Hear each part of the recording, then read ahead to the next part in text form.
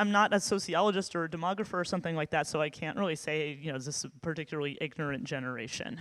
I will say, though, that this wasn't my experience.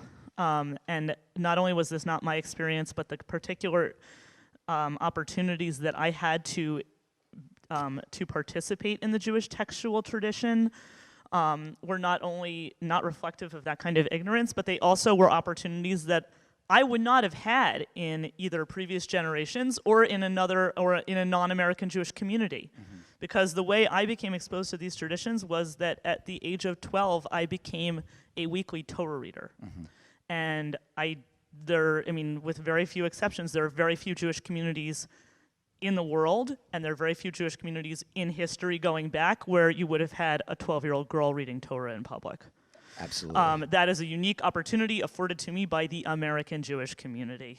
And not only, it's not just that version of Judaism that allowed access for me as a girl to these texts that I would never have had access to at that level.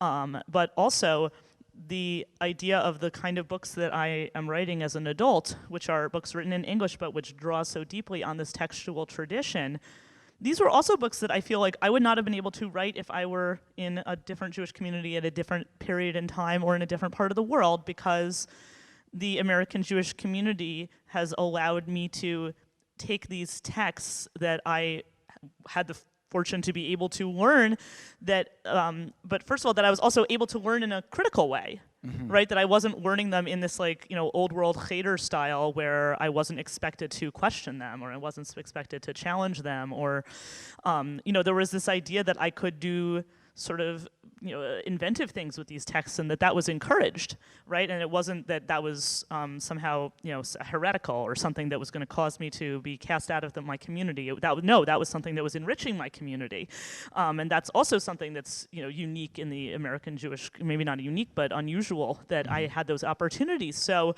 and I think so the ability to have exposure to these texts as a girl, the ability to be able to engage with them creatively as an adult for an audience of people who not only could appreciate these texts, but also that I'm able to have my novels be a way that people learn about these texts.